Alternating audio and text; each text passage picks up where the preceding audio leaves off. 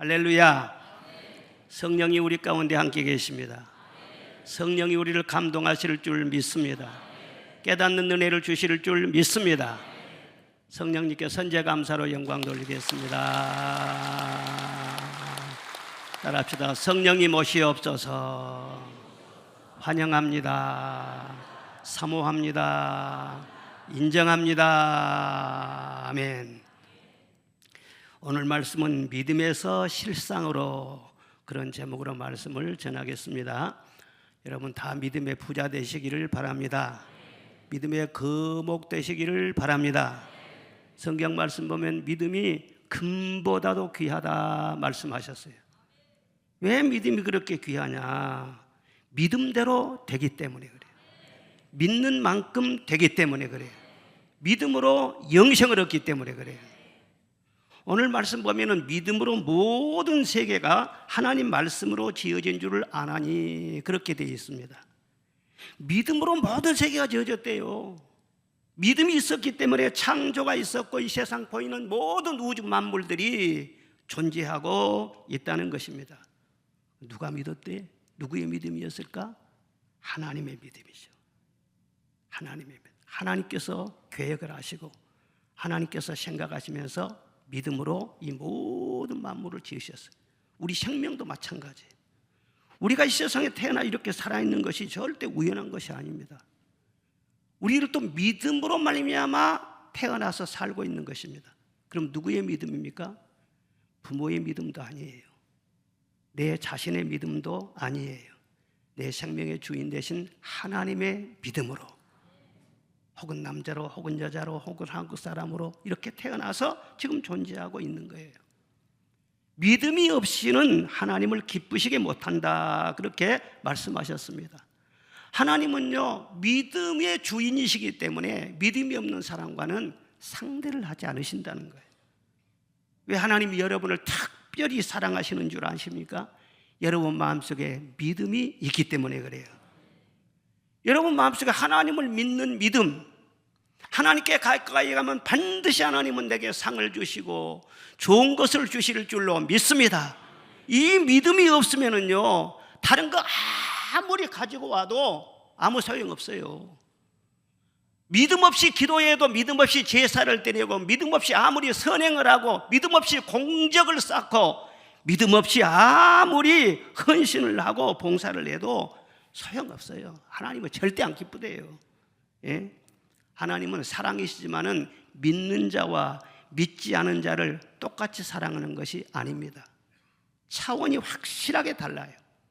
믿는 자를 더 사랑하시고 더 가까이 하시고 더 기뻐하신다고 말씀을 하고 있어요. 사랑하는 여러분, 이 시간에 하나님의 창조와 섭리를 믿으시기를 바랍니다. 지금도 왕의 왕으로서 이 세상 만물을 다스리시고 우리의 육신을, 이 생사화복을 다스리시고 국가의 흥망성쇠를 다스리시는 하나님을 믿으시기를 바랍니다.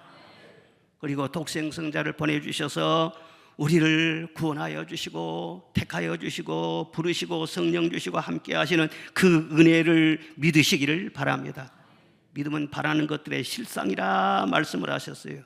믿음이 있으면 바라는 것이 이루어진다, 그 말이에요. 기적이 일어난다, 그 말이에요. 반드시 먼저는 믿음입니다. 믿음이 있으면은 그 후에는요 그림자처럼요 실상이 따라온다는 거예요. 믿음이 있으면 행복도 따라오고 성공도 따라오고 구원도 따라오고, 그 믿음이 있어야 하나님을 기쁘시게 할 수 있고 사람도 기쁘게 할 수 있다는 거예요. 여러분, 사랑이 무엇입니까? 기본 대표로 사랑은 주는 것입니까? 아닙니다. 그 이전에 진정한 사랑은 그를 믿어주는 거예요. 가장 큰 사랑은 그 사람을 믿어주는 사랑이에요. 제가 존경하는 목사님으로부터 직접 들은 얘기인데, 그분이 서울의 큰 교회에서 목회를 하셨어요. 다른 사람들이 다 부러워하는 그런 목회를 하셨는데 사실 그 목회할 때 어려운 일이 너무너무 많았다는 거예요. 이런저런 안 좋은 소문이 많이 나고요, 갖가지 음모가 막 돌아다니고요, 그럴 때 너무 괴로웠다는 거예요. 일일이 변명할 수도 없고 만나가지고 왜 그러느냐고 따지고 물어볼 수도 없고 너무나도 마음이 아팠지만은 그냥 참고 기다릴 수밖에 없었다는 거예요. 그런데 하루는 부목사님이 설교를 하시면서 요즘 우리 담임 목사님이 어려움을 많이 당하고 계신데 우리 성도들은 기도해야 되겠습니다. 저는요, 만일에 우리 목사님이 도적질하러 가자 그렇게 하시면은 저는 따라갈 것입니다. 그리고 가서 문 밖에서 망을 보겠습니다. 그리고 목사님 왜 이러십니까? 묻지도 않겠습니다. 그런 설교를 하시는 거예요. 많은 사람이 안 좋은 소문을 듣고 정말이래? 의심하고 수군거리고 그러는데 이 세상에 부목사님이 그런 말씀을 하시니 얼마나 마음에 감동이 되는지요. 그냥 눈물이 핑 돌 정도로 그렇게 마음속에 이 고마움이 느껴지더라는 거예요. 나중에 그 부목사님이 이제 그 교회를 떠나서 개척교회를 세우게 됐는데 그때 그 교회에서 그 서울의 땅값이 얼마나 비쌉니까? 땅을 사서 교회를 다 지어주었대요. 그리고 목회를 잘 하실 수 있도록 계속해서 후원을 해주었대요. 지금도 극진히 사랑하고 있다고 그런 말씀을 하시더라고요.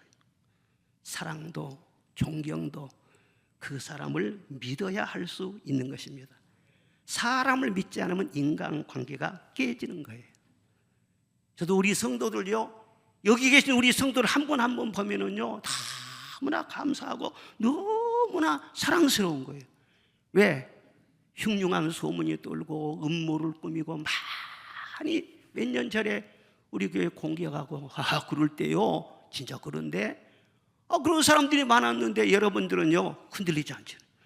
하나님을 믿지만 주의 종을 믿어주지 않아요. 그래 이 자리에 있잖아요. 여러분들이 선물이에요. 추석이 가까우니까 목사님한테 무슨 선물, 그런 선물 거 생각하지 마라. 그런 선물 너무 많이 가져오면은요 그거 다 나눠줘야 되는데 그것도 힘들어.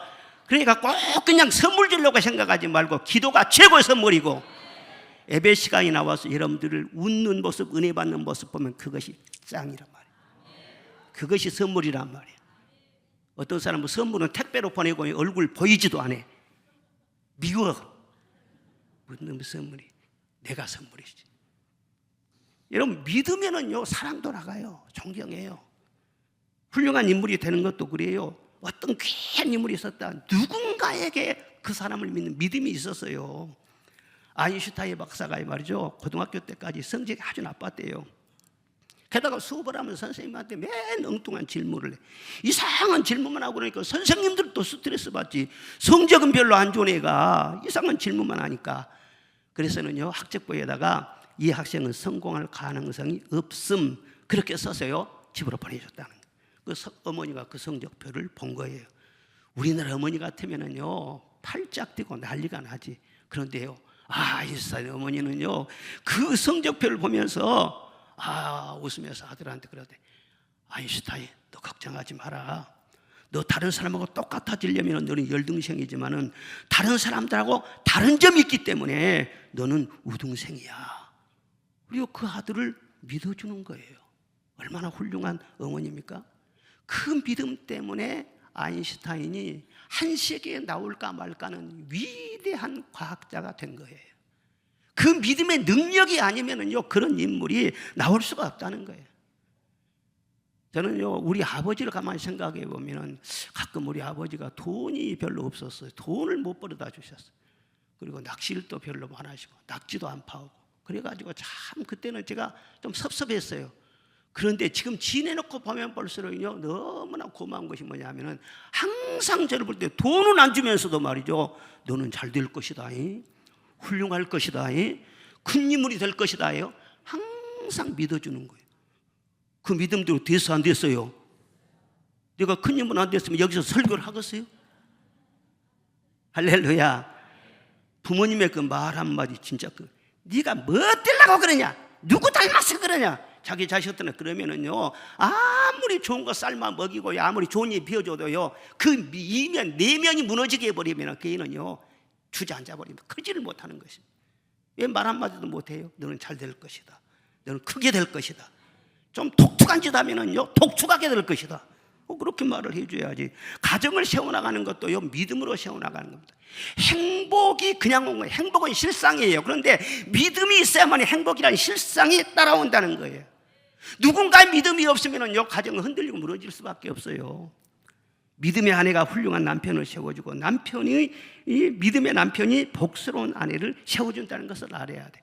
서로 부부간에 믿어주고 사랑을 믿어주고 잘될 것을 믿어주고 그들의 말을 믿어주고 늘 믿음을 주면은요, 점점 살아나는 것입니다. 이상해요. 그 믿는 대로 자꾸 이루어지는 거예요. 서로 살다 보면은 별의별 불편한 일들도 많잖아요. 혹시 남편이 직장 가서 늦게 들어오면 말이죠, 그냥 왜 이렇게 늦었냐고, 누굴 만나고 왔느냐고 그러면 그렇지 않아도 배고프고 피곤하고 그러는데 남편들이 그냥 너무나 힘이 빠진 거예요. 그런데 그냥 그렇게 물어보지 않고 말이죠, 묵묵하게 믿어주고 오늘 참 피곤하신갑다, 바쁘셨는갑다, 그러면 얼마나 좋아요. 그런데 나를 속일 줄 알아? 그리고는요, 맵새 같은 막 눈을 뜨고 말이죠, 혹시 남편이 휴대폰 주고 가면은요, 몰래 휴대폰 열어보고 말이죠, 막 그렇게 하고 너무 똑똑한 것 같으면요, 그 똑똑 때문에 고생 많이 합니다. 부부간의 관계가 굉장히 불편해져요. 속을지라도 믿어주는 것이 내게 복이 된다는 거예요. 믿는 사람은요, 작은 것은 속아도 큰 것은 속지도 않아요. 성경에 하나님을 믿으니 또 나를 믿으라고 했잖아요. 하나님을 믿을 뿐만 아니라 사람도 믿어야 된다. 믿고 의지하라 그 말이 아니라요, 사랑으로 믿고 바라고 축복하고 그렇게 돼야 된다 그 말이에요. 믿음이란 무엇이냐? 진정한 믿음을 가질 때 하나님을 믿으면 능력과 평안이 넘치게 되고, 사람을 믿으면 서로 화목이 이루어지고 가화 만사성이 될 줄로 믿습니다. 믿음이란 것은 하나님과 함께 사는 삶을 말하는 것입니다. 그래서 믿음이란 이전의 삶과는 다른 새로운 시작이 있어요. 새롭게 가는 길이 있어요. 그리고 새롭게 이루어지는 실상을 보게 된다는 거예요.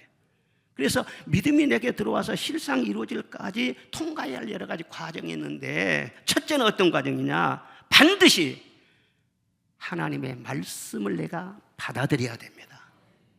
내 심령으로 받아들여야 됩니다. 믿음은 내 능력으로, 내 지혜로, 내 의지로 생기는 것이 아니고 이건 하나님이 선물이에요. 내게서 나온 것이 아니라 하나님께로부터 믿음이 나와요. 어떻게 나오느냐? 말씀이 내게 들릴 때 그 말씀과 함께 믿음이 내게 들어오는 것입니다. 그래서 그 말씀을 받아들일 때 믿음도 내 안에서 생기게 되고 자라게 된다는 거예요. 진정한 그리스도인이 된다는 건 뭘 말하느냐? 교회 다니고 세례받고 직분 감당하고 교회에서 봉사하고 그런다고 해서 진정한 그리스도인이라고 말할 수는 없어요.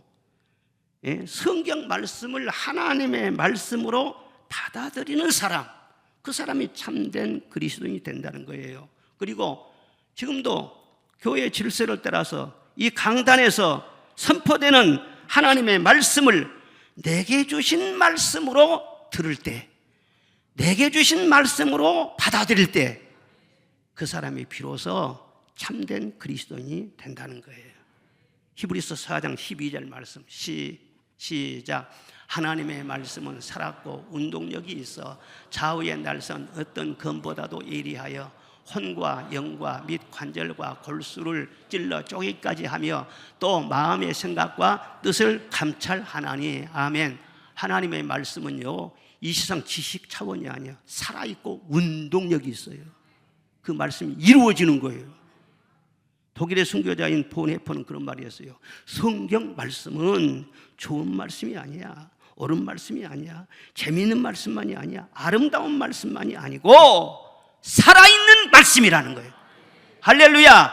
살아있는 말씀, 그 말씀을 믿고 받아들일 때 그 말씀대로 이루어지고 그 말씀이 일을 하게 되고 그 말씀이 꿈틀거리고 역사하게 되는 그런 능력의 말씀이라는 거예요. 말씀을 제대로 받아들일 때 그때부터요, 성령의 역사가 있는 거예요. 내 안에서 역사하고 밖에서 역사하고 성령이 운행하신다 그 말이에요. 이 말씀을 헬라어로 말할 때요, 레마라고도 하고 로고스라고도 하고 두 가지로 말을 합니다. 그런데 이 로고스는 뭐냐? 태초부터 있는 말씀을 말을 해요. 태초에 말씀이 계시니라. 이 말씀이 곧 하나님과 함께 계셨으니 이 말씀은 곧 하나님이시니라. 그랬을 때 그 말씀을 로고스라 그렇게 말을 합니다. 그 로고스는 성경에 기록되어 있는 그 말씀이에요. 이 말씀이 굉장히 중요해요. 그 말씀을 그대로 받아들이라는 거예요. 이 성경 말씀을 가감하지 말고 변질시키려고 하지 말고 그대로 받아들이라는 거예요. 내 조그만 그런 그릇을 가지고 이상하다고 받아들일 수 없다고 수용할 수 없다고 그렇게 말하지 말고 이 작은 이 머리를 탁 깨뜨리고 하나님의 말씀을 그대로 받아들이라는 거예요.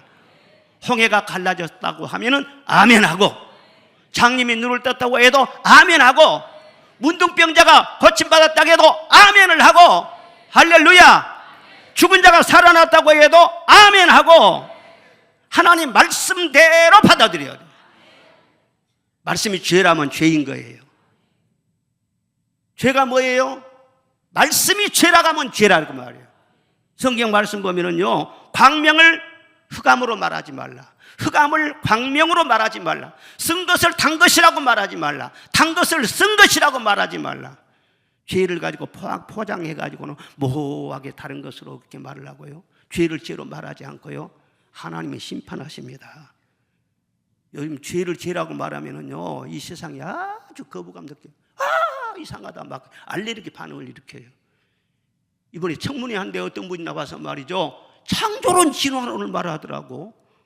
당신은 진화론을 믿습니까? 그렇게 하니까는 나는 창조론을 믿습니다. 그러니까는 막 이상한 막 반응을 일으키면서 여기가 목사 뽑는 자리냐고. 근데 그분이 기독교인이란 말이에요.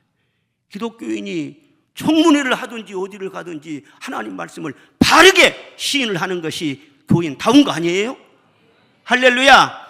그런 사람들은 다 비웃고 말이죠, 조롱하고 그렇게 한다고 할지라도 하나님은 그 말 한마디를 듣고 얼마나 기뻐하셨겠냔 말이에요. 얼마나 인정을 하셨겠냐 그 말이에요. 절대로 하나님의 말씀을요 의심치도 말고, 정말 그럴까 그렇게 하지도 말고, 해석한다고 해서 이 작은 머리로 자꾸 굴리고 말이죠, 혼잡하게 하고 그렇게 하지 말고 말씀대로 믿으라는 거예요. 아인슈타인 박사에게 어떤 사람들이 그랬대요. 박사님, 성경에 보니까는 참 기적이 많이 나오는데 그게 과학적으로 맞는 말입니까? 예? 그 상식적으로 말이나 되는 겁니까? 참 이상한 말들이 성경에 굉장히 많아요. 그러니까 그 아인슈타인 박사님 뭐라 하겠냐면, 당신들 참 답답하다고. 이 세상 자체가 기적입니다. 과학적으로 볼 때 세상 자체는 우연이 아니에요. 이건 기적이에요. 그리고 당신이 지금 살아있는 자체가 기적이야. 우연이 아니야.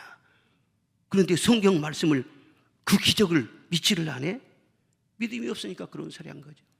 그렇게 세계적인 그런 과학자라도 진짜 믿음 있는 사람들은요, 성경을 똑바로 믿습니다. 똑바로 믿어요. 그리고 레마는 어떤 말씀을 말하느냐 하면은, 기록된 말씀이 성령의 가마로 내게 들려올 때 그 말씀을 레마 그렇게 말을 하는 것입니다. 그러니까 그때그때 내게 필요한 그 상황에 맞게 말씀을 주시는 것을 의미하는 거예요. 예수님께서 사람이 떡으로만 살 것이 아니라 하나님 입에서 나온 모든 말씀으로 살 것이니라 그렇게 말을 했을 때 그 모든 말씀, 그 말씀을 레마라고 그렇게 표현을 했어요. 이스라엘 백성이 광야에서 그날 내려주시는 만나를 먹고 살았듯이 우리를 또, 우리의 육신은 식물을 먹고 살지만 우리 영혼은 영의 양식인 하나님의 말씀을 먹고 사는 것입니다. 하나님은 우리를 사랑하시기 때문에 날마다 주셔요. 어제도 주셨고 내일도 주실 것이고 오늘도 주시고, 그러니까 오늘 주시는 말씀 오늘 꼭 받아들여야 돼. 이 시간에도 여러분을 이 자리에 초청해서 하나님은 성령으로 말미암아 여러분에게 말씀을 주고 계시는 것입니다. 그 말씀을 아멘으로 받아들이시기를 바랍니다. 그럴 때 여러분의 영혼이 사는 거예요. 그리고 그 말씀을 주야로 묵상하는 자가 복이 있는 자라 그랬어요. 그 말씀이 내 속에 들어와서 일을 하는 것입니다. 건강도 주는 것입니다. 정신을 온전케 하는 것입니다. 내 속에 면역을 강하게 해주는 것입니다. 그래서 말씀이 양약이 되어서 말씀을 늘 말씀을 묵상하는 사람들은요, 감기도 이길 수가 있고요, 웬만한 병을 이길 수가 있어요. 건강지수는 뭘 보느냐면 몸에 이상이 있냐 없냐 그걸 갖고 따지는 것이 아니에요. 면역지수를 보면 알 수 있어요. 면역이 약하면 지금 뭐 병이 없는 것 같아도 아주 오는 감기 가는 감기 다 걸려요. 다 걸려요. 착실하게 다 걸려요. 그런데 건강이 다 하고 면역력이 강하면은요 다 이겨낼 수 있어요. 바이러스는 물러갈지어다. 할렐루야. 그러니까 늘 시간 하나님의 말씀을 듣고 그 말씀으로 사는 그런 사람은요 차원이 전혀 달라요. 그래서 지금도 여러분 리마를 듣고 있지 않습니까? 하나님 말씀 들으면 방금처럼 아멘 아멘 그런 거예요. 내게 주신 말씀으로 내가 도와주리라 아멘, 기도 응답해 주리라 아멘, 염려를 맡기라 아멘, 내가 기쁨을 주리라 아멘, 아멘 하는 거예요. 너 내게 나와서 배우라. 그러면 내 짐은 쉽고 내 멍에는 가볍게 될 것이니라. 예수님께 배우면은요 짐이 없어지는 것이 아니라 짐이 가벼워진대요. 멍에가 꺾여지는 것이 아니라요 멍에가 쉬어진대요. 예수님의 인격을 배우고 마음을 배우고 삶을 배우고 예수님을 잘 흠모하면은요 짐이 훨씬 가벼워진다는 거예요. 그 리마의 말씀을 듣고 아멘 아멘 하면은요 그 말씀이 나를 자유케 하시는 것입니다.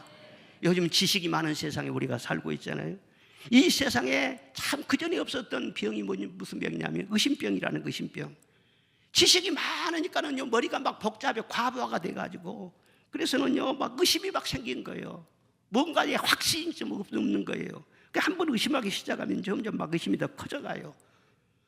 당연히 믿어야 할 것도 믿질 않아요. 아무도 믿으려고 하질 않아요. 또 자신도 믿지를 못해. 이런 얼마나 흔들리겠어요? 이건 병이에요. 그런데 보통 병이 아니라 인생 자체를 무너지게 하는 중병인 것입니다. 이것이 바로 우울증이에요. 어떻게 이걸 고칠 수 있어요? 스스로 몸부림쳐도 안 돼. 다른 어떤 것으로도 안 돼. 너무나도 정신약 많이 먹으면은요 사람이 멍청해져 가지고는요 그것도 문제가 생겨요. 오직 여기에 의심병에 가장 좋은 양약은 하나님의 말씀의 약인 것입니다. 그냥 의심하라고 내버려 두세요.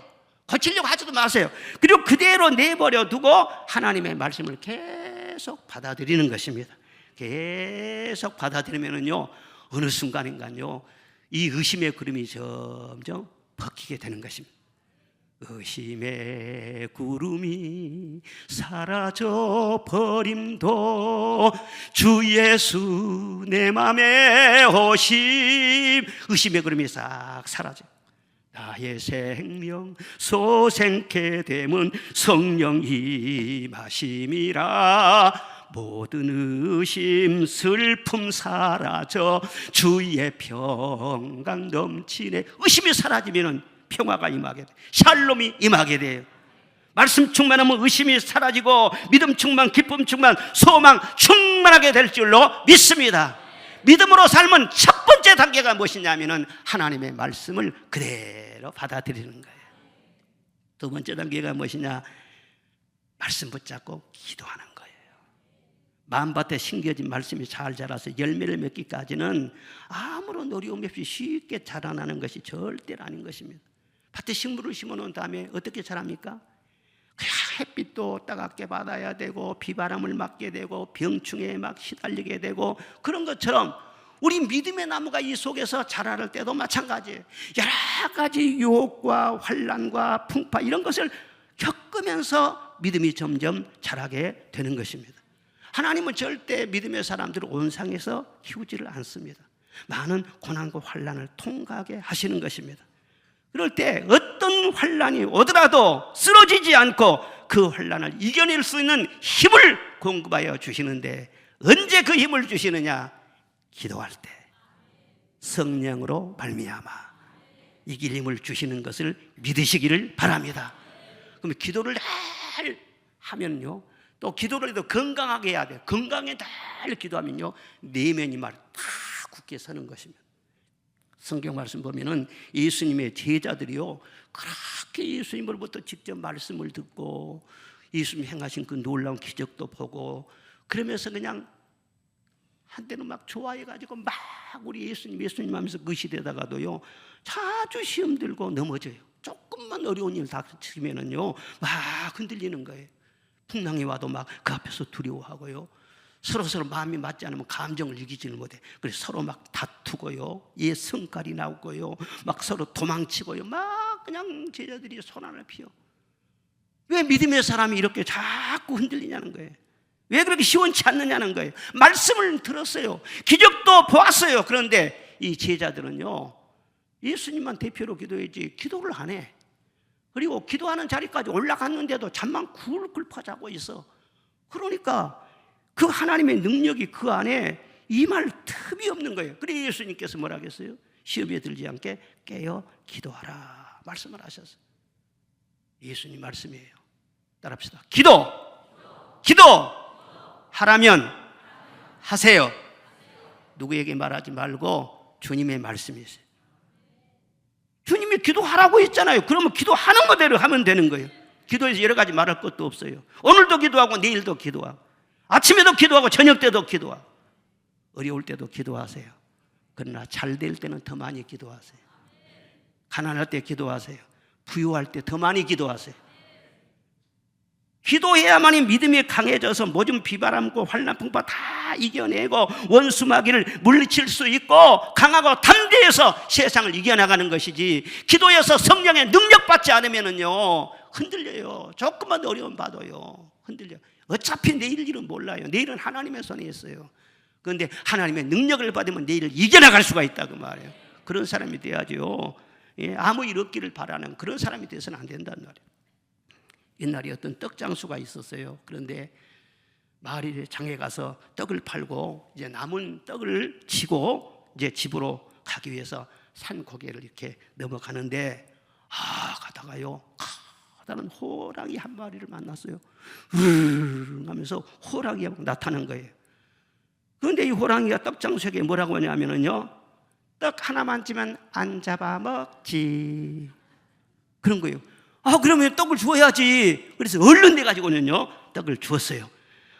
그런데 호랑이가 사라졌어. 그래서 이제 계속 이제 길을 가는데 그 다음 고개를 또 넘어가는데 또 그 호랑이가 나타났어. 하나만 주면은 안 잡아먹지. 그러니까는 겁이 나갖고요 벌벌 떨면서 그냥 금방 떡을 또 주었단 말이에요. 그런데 그 다음 고개 넘을 때마다 이 호랑이가 나타나가서요 떡을 주라는 거예요. 그래서 그 떡을 다 줬어. 그 나중에는요 떡이 다 떨어져 갖고 남은 것이 하나도 없어. 그런데 그 다음 고개에서 또 호랑이 나타났어요. 근데 이번에 뭐라고 하냐면요, 다리 하나 잘라주면 안 잡아먹지. 그러니까는요 죽는 것보다 다리 하나 잘라준 것이 더 낫겠다. 그래서 눈 찔끔 갖고 말이야 다리 하나를 잘라가지고 여기 있다고 던져줬어요. 그리고 막 그냥 짝떨뚱하면서 막 그냥 산을 넘어가는데 이놈의 호랑이 새끼가 또 나타났어요. 또 나타나고 이번에는 뭐라고 하냐면은 뭘 달라간 것이 아니라 히 웃으면서 놀리는 거예요. 나는 이빨 빠진 호랑이지. 네가 나를 대항했으면 나는 도망가고 말았을 거야. 네가 나한테 속았지. 에롱. 그리고는요 놀려먹는 거예요. 이 고난이라는 그것과 같아요. 환난 그것 같아요. 우리 인생에 어떻게 환난과 어려움이 와도요 당황하지 말아야 돼. 호랑이한테 물려가도 12번 물려가도 정신만 차리면 산다고 했잖아요. 어떤 환난과 풍파와 어떤 비웃음을 당하고 별별 일을 당한다고 할지라도, 설령 감옥 가는 일이 생긴다고 할지라도 죽으면 천당밖에 더 가요. 한 번 죽지 두 번 죽어요. 담대해야지. 왜 사람을 두려워해요? 왜 사람들을 두려워하고 말이죠, 왜 실패를 두려워하고 넘어지냐고 말이에요. 예수 믿는 사람들이 강하고 담대하시기를 바랍니다. 만물의 마지막에 가까웠으니 그러므로 너희는 정신을 차리고 깨어 근신해서 기도하라는 거예요. 기도할 때 여러분의 마음속에 불안을 물리치고 두려움을 물리치고 원수마귀를 물리치시기를 바랍니다. 예수님께서 말씀하셔서 너희가 세상에서 환난을 당하라 담대하라 내가 세상을 이기었노라. 기도할 때는 명령하는 기도도 해야 돼요. 원수마귀는 물러갈지어다. 풍랑은 잠잠할지어다. 내 앞길을 가로막는 산은 평지가 될지어다. 이렇게 늘 기도하면서 명령하면서 그렇게 믿음으로 나가면요, 믿음은 실상이라겠잖아요. 진짜 이루어지는 것이 있다니까. 자, 이사야 48장 10절 보겠습니다. 시작. 보라, 내가 너를 연단하였으나 은처럼 하지 아니하고 너를 고난의 풀무에서 택하였노라. 아멘. 고난의 풀무에서 연단했다, 그렇게 말씀하셔요. 왜 사랑의 하나님이 고난을 통과하게 하실까? 다른 이유가 아니야. 하나님은 무엇을 주시든지 우리를 사랑하시는 줄로 믿습니다. 그럼에도 불구하고 고난을 통과하게 한 것은 그 고난의 불 속에서 우리의 믿음을 강하게 하시는 거예요. 주 없이는 살 수 없는, 주님을 꽉 붙잡는 강한 믿음으로 우리를 세워주는 거예요. 그리고 버리지 못할 것을 버리게 하시고, 끊지 못할 것을 끊게 하시고, 우리 속에 불순물, 찌꺼기, 그것을 다 제거하고 주님 한 분만을 온전히 사랑하는 순수한 믿음의 사랑으로 세워주기 위해서 때로는 고난도 허락하신다는 것을 기억하시기를 바랍니다. 진짜 하나님을 사랑하는 자, 그리고 하나님이 귀하게 쓰는 사람, 성경 말씀 봐보세요. 고난 없이 된 사람이 누가 있는가? 한 사람도 없어요. 한 사람도 없어요. 사랑할수록 그런 고난을 통과하게 하시면서 하나님의 사랑을 깊이 깨닫게 하시는 거예요. 어제 오후에 그전에 우리 교회에서 부흥회했던 김영준 목사님하고 통화를 했어요. 이번에 그 충주 지역에 한 40교회가 모여가지고 그 전도 집회를 했는데 제가 손현보 목사님을 소개해드렸어요. 그래서 거기에서 집회를 잘 성공리에 마쳤다고 하면서 이제 전화를 했어요. 그런데 뭐라고 하냐면, 저보다 형님이라고 하거든요. 형님, 이번에 참 제가 힘들었습니다. 뭐 때문에 힘들었냐고 그랬더니, 아니 폐암 기운이 있어가지고 그 전에 이 병이 다시 재발한 것 같아가지고 하루에 5시간씩 주사를 맞으면서 참 나 이번에 전도 집회를 못할 줄 알았습니다. 그런데 너무너무 힘들게 했습니다. 이 목사님이 인천 산돌교회를 개척해서 목회를 끝까지 하셨는데, 폐암 수술을 2번 했어요. 간암 수술을 2번 했어요. 간 3분의 1을 잘라냈어요. 그래서 다 죽는다고 했어요. 그리고 대장암 수술까지 했어요. 그런데 이분이 살아나셔가지고 지금은요 아주 건강하게 충주 지역 막 전도 집회한다고 막 열심히 그렇게 하시거든요. 그런데 그분이 그렇게 말해요. 형님, 나는 정말 하나님 은혜 감사합니다. 그분이 실력이 있거든요. 세상 말로는 아주 똑똑해요. 친화력이 있고요, 정치적도 있고요, 대단한 분이에요. 그대로 잘 나갔으면은요 교단 총회장도 했을 것이고 대단한 명예도 갖고 대단했을 거라고. 그런데 하나님께서 그런 모든 세상 허영과 세상 욕심 다 내려놓고 순수하게 주님만 사랑하게 하시고 영혼만 사랑하게 하시고 나를 사람 만들려고 이런 고난을 주셨습니다. 그러면서요 전화를 어저께 한참 동안 했어요. 진짜로 고난을 겪은 그런 사람들을 나중에 고난 통과 안 하고 보면은요 남는 것은 뭐가 남느냐? 하나님의 사랑밖에 남지 않아요. 이번에 우리 권사님 한 분이 말이죠, 그 사업장에 큰 공장을 세웠어요. 이렇게 어려운데 말이죠, 가보니까 엄청난 공장을 세웠어요. 그래서 중공 예배 드리기 전에 이제 저보다 와서 기도해달라고 그래서 제가 구역 식구들하고 같이 가서 기도를 했어요. 그런데 지금은 거기가 말이죠, 우리 전라남도에서도 표창을 몇 번 받을 정도로 아주 번영하고 발전해갖고 자랑스러운 기업을 이루었단 말이에요. 그런데 어저께 밥 먹으면서 맨 그 얘기를 하신 거예요. 목사님, 정말 이 기업체가 지금까지 오기에는 많은 어려움이 있었습니다. 너무너무 힘들 때가 있었습니다. 그 힘들 때 몇 번이나 그랬대요. 하나님, 저를 차라리 데려가 주세요. 데려가 주세요. 그렇게 하소연할 때가 한두 번이 아니었는데 그렇게 기도하고 기도하면서 그렇게 이 회사를 일구어 온 거예요. 그래서 오늘날 이렇게 큰 복을 받았어요. 그렇죠. 하나님께서 쉽게 복을 주면은요 감사할 줄도 몰라. 그리고 쉽게 복을 주어서 엄청나게 커지게 하면은요 자기 자신도 모르게 교만해져요. 요동하게 돼. 그럼 잘 때다 망하는 것이죠.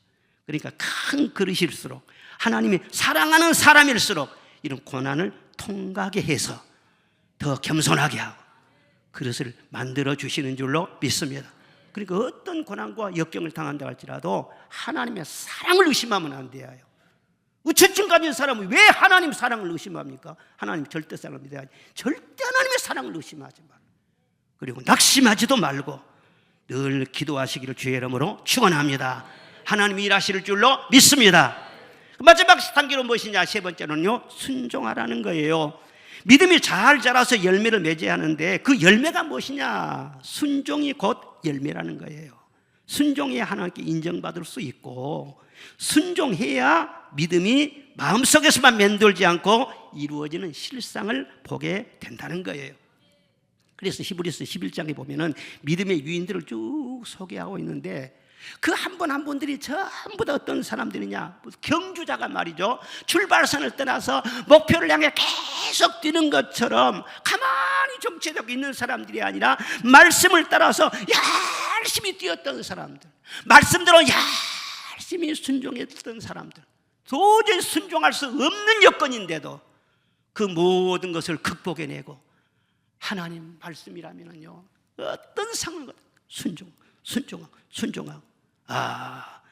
어떻게 보면 상식적으로 말도 안 되는 그런 일이에요. 그런 행동을 하는 거예요. 그러니까 믿음으로 산다고 모든 사람에게 인정받고 칭찬받는 것이 아니라, 사람들이 볼 때 어이 저 사람 왜 저래? 비난하고 정신 나간 소리입니다. 그런 말도 들을 수 있고. 그렇지만은요, 그대로 순종했던 사람, 그런 사람이 성경에 다 기록된 믿음의 유인이 됐잖아요. 우리가 잘 아는 노아 어떻습니까? 하나님이 노아에게 120년 뒤에 홍수가 올 것이다 말씀하면서 너는 높은 산 꼭대기에다가 배를 만들어라, 그렇게 명령을 하신 것입니다. 아니, 배를 만드는데 바닷가도 아니고 산 위에다, 그것도 조그만 그런 뗏마 같은 그런 배가 아니라 대형 선박, 양이 한 20만 마리 들어갈 수 있는 어마어마한 선박을 지으라는 거예요. 기술력이 있어요, 인력이 있어요, 자금력이 있어요. 아무 대책이 없어요. 그런데 하나님께서는 배를 지으라는 거예요. 그리고 거기다가 말이죠, 120년 걸려가지고 자기의 자녀들까지 동원해가지고 배를 열심히 지었어요. 주변에 있는 사람들이 어떻게 바뀌었어요? 이 정신병자라고 보지 누가 정상으로 바뀌었냐고요. 그런데 120년 후에 홍수 심판이 왔을 때 어떻게 됐습니까? 그 방주에 들어오지 않은 사람들은 다 멸망했습니다. 그러나 방주를 지어서 그 안에 들어갔던 노아의 가족만 구원을 받았습니다. 이것이 순종의 결과예요. 할렐루야. 우리는 앞을 못 봐요. 그런데 하나님은 미리서 쭉 내다보시면서 너 이렇게 해라 말씀을 하시는 거예요. 미래에 대해서 무슨 일이 있을까 점치지 말고 하나님의 말씀을 따르시기를 바랍니다. 그러면 여러분을 위해서 미래를 만들어 가신다는 거예요. 아브라함도 그랬지 않아요? 하나님께서 내 고향과 친척과 아비 집을 떠나서 내가 내게 지시할 땅으로 가라 말씀을 하셨어요. 그때 고향을 떠나고 자기의 부족을 떠나면은요, 어디 가든지 강한 자들한테 그냥 죽임을 당할 수가 있는 것입니다. 굉장히 위험한 거예요, 그런 여행은요. 그런데 떠나서 가라네. 그래서 안정된 고향을 떠나서 낯선 광야, 그 허벌판으로 한 거예요. 하나님이 어디로 가라 지명을 가르쳐 준 것도 아니고, 동쪽으로 가라 서쪽으로 가라 방향을 가르쳐 준 거예요. 무조건 가라고 말이에요. 떠나서 가라. 그래서는 갔어요. 마음 내키는 대로 갔어요. 그런데 한참 떠난 지 지나서 하나님 말씀이 새로 들려. 여기다. 내가 지금 있는 이 땅을 너와 내 자손에게 줄 것이다. 그렇게 말씀하시고, 그 땅이 지금 팔레스타인 아닙니까? 아브라함의 아내 사라에 대해서도 말씀을 하세요.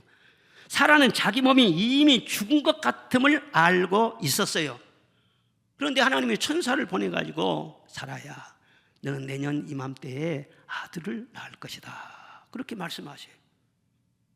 90살 다 된 할머니인데, 90살 다 된 할머니가 80살 된 우리 권사님 어디 가서 권사님한테요, 하나님 말씀하셨어요. 내년 이맘때에 아들을 낳을 것이다. 하나님이 참 웃기시네요. 그렇게 생각, 이걸 참 믿어야 될까 말아야 될까, 이거 새삼스러운 말도 아니에요. 25년 전부터 그 말을 하셨어요. 너 아들 낳는다고. 그건 잊어볼만 하면은 가끔 환상도 보이고 꿈도 나타나고 그랬는데, 아니 90살 다 돼가지고 지금 생리적으로는 이미 몸이 죽었어요. 아들은 무슨 아들이야. 그런 상황이 됐는데 내년 이맘때 너는 아들을 낳아서 품에 안을 것이다. 참 이걸 믿어야 되나? 그런데 사라의 위대함이 여기가 있는 거예요. 그 말씀에 아멘 그랬단 말이야. 아멘 그랬단 말이야. 믿을 수 없는 중에 믿었어요. 바랄 수 없는 중에 바랬어요. 그리고 하나님 말씀 의심치 아니하고 그대로 인용을 했어요. 그대로 받아들였어요. 그래서 이삭을 낳은 거 아니에요. 아들 못난 분이 여기 있을지 몰라요. 딸 못난 분이 있을지 몰라요. 그 사람을 위해서 이 말씀을 주시는지 몰라요. 사라가 90살에 아들을 낳은 것처럼 너도 아들을 낳을 것이다. 아멘을 해야만이 아들을 주시지. 너도 아들을 주실 것이다. 하여튼 90살 넘은 권사님이 아멘 해갖고는 또 이제 난리가 나네 또. 하여튼 무슨 말씀이든지 하나님께서 우리를 사랑하시고 구원하고 축복하시는 그런 말씀은요, 의심하지 말아요. 주의 말씀에 아멘 아멘 하면 축복이 차고 넘쳐요. 할렐루야. 아멘 하라는 순종의 클라이막스가 있어요. 그게 무엇이냐, 바로 아브라함이 모리아 산에 가서 이삭을 제물로 바친 바로 그 사건입니다. 하나님께서 아브라함에게 하늘의 별처럼 바다의 모래처럼 너에게 많은 자손을 줄 것이다 약속을 하시고 그 씨앗으로 100세 때에 그 아들을 주신 거예요. 그런데 그 아들이 한참 자란 다음에요, 그 귀한 아들을 양 잡듯이 잡아서 제물로 태워서 바치라네.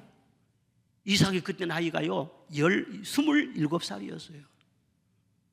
아브라함이 그 젊고 혈기왕성한 아들을 힘으로 이길 수가 있겠어요? 그런데 하나님께서 그렇게 말씀하시는 거예요. 그래서 하나님께서 명령하시니까 아들을 바치려고 한 아브라함이나 자기 몸을 순순하게 내어주는 이삭이나 두 사람 다 믿음으로 한 거예요. 믿음으로. 그리고는 제단 위에 올라간 그 이삭을 향해서 아브라함이 칼을 쫙 빼들었을 때 그 순간 하나님께서 아브라함을 부르세요. 아브라함아 아브라함아 내 아들에게 손을 대지 말라. 이제야 네가 나를 경외하는 줄 알았도다. 그리고 그 후에 그야말로 큰 복을 그에게 안겨주시고, 그리고 장차 그 아브라함의 후손 중에서 메시아가 나오게 하신 것입니다. 예수 그리스도 메시아는 그냥 온 것이 아니에요. 아브라함의 믿음을 통해서 오신 거예요. 하나님은 어떤 일이든지 전능하신 하나님이시지만은 누군가의 순종이 있기까지는 아무 일도 하지 않습니다. 아무 사건이 일어나지를 않습니다. 히브리서 5장 8절로 9절 보겠습니다. 시작.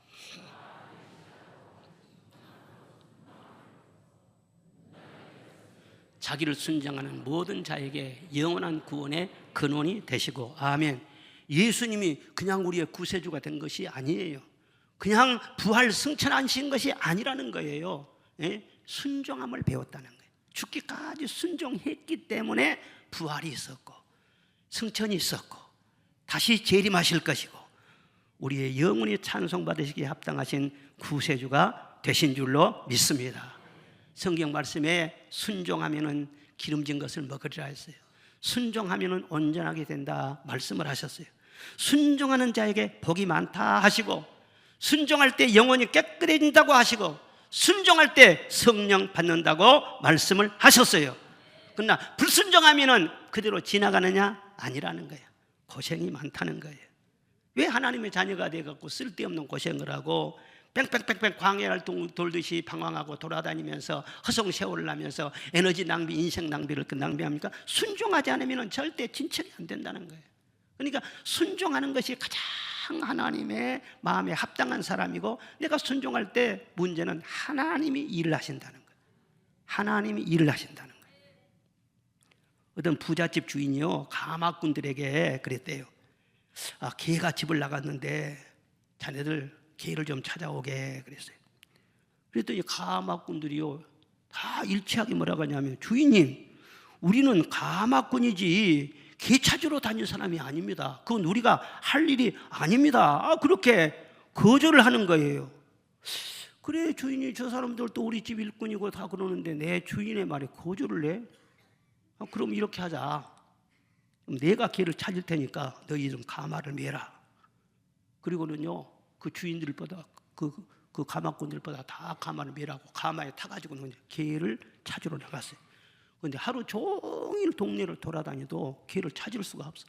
온 산으로 들러 돌아다녀서 개를 찾을 수가 없어. 누가 찜꼴밖에 고생했겠어요? 가마꾼들이요. 들고 얼마나 고생했는데 그 다음 날도 온 산으로 들러 돌아다녀서 참 못 찾았어. 3일째도 다 그냥 가마를 메고 돌아다녔어. 그래도 찾을 수가 없어요. 그러니까는 사흘 지난 다음에 그 가마꾼들이 그러대, 주인님, 이제 개는 우리들이 찾을 테니까요, 주인님은 그냥 가만히 계시지요. 그러니까 주인이 뭐라고 한 줄 아세요? 아니, 너희들은 가마 매는 책임만 있다면서 개 찾을 일은 안 한다면서. 그러지 말고 가마만 계속 매지. 그제야 가마꾼들이 불순종한 죄를 용서해 달라고 주인한테 빌었다는 거 아닙니까? 여러분, 순종이 그와 같은 거예요. 하나님 왕이시라고 했잖아요. 하나님 앞에 순종하면요, 잠자다가도 떡을 먹는다고. 아멘. 그런데 순종하는 사람은 몇 프로냐? 통계입니다. 이것은 그렇다는 말이 아니고, 예수님께서 순종하는 사람은 말씀 듣는 사람 중에 몇 프로냐? 4분의 1이라고 했어요. 정확하게 나와 있어요. 4가지 밭을 말하면서 옥토에 심은 그 밭이 무엇이냐? 그 사람은 순종한 사람인데 4분의 1이라는 거예요. 따라합시다. 주여, 저는 4분의 3 속에 있네요. 정신을 차리고 좀 따라해요. 정신을 차리고. 예? 따라합시다. 주여, 저는 4분의 1 안에 들어있죠. 아멘. 불순종하면 은혜권 밖으로, 축복권 밖으로 다 나가는 거예요. 혼자 사는 거, 혼자. 하나님과 함께가 아니라 혼자 외돌토리로 고통당하면서 사는 거예요. 하나님 앞에 순종하면은 정말 그래요. 저는 두려운 것이 하나도 없어요. 세상에 하나도 없어요. 무슨 일을 닥치면은요, 과연 하나님의 뜻이 무엇일까? 그것이 제일로 두려운 거예요. 그걸 찾기 위해서 기도한 거예요. 그리고 계속 찾고 하다가는 이게 하나님 뜻이다 하면은요, 물어볼 것도 없어요. 그대로 순종하는 거예요. 그냥. 그러면 나중에 지나면은요, 하나님이 어떻게 축복하시고 어떻게 다스리시고 어떻게 역사하시는지가요 다 드러나요. 수십 년 동안 그렇게 왔는데 지금 빠르게 요동하면 되겠어요? 여러분도 저와 같이 말씀 순종하고 하나님 사랑과 축복받고 살다가 천국 가서 영원히 주님 섬깁시다. 아멘. 그래요. 믿음이 없이 잘 나가는 사람도 있고요, 잘 되고 유명하게 된 사람도 많아요. 그런 사람 부러워하지 마라. 그런 사람은 모래 위에 세워진 그런 집과 같아요. 바람 불고 창수 나면 순식간에 무너져요. 그게 부러워요? 우리는 하나님 말씀에 집을 지어야 돼요. 늘 말씀을 받고 늘 깨어서 기도하고 성령의 인도하심 따라 순종함으로써 여러분의 바라는 것이 이루어지고 믿음이 실상이 되는 그런 놀라운 하나님의 사람 되시기를 주의 이름으로 축원합니다.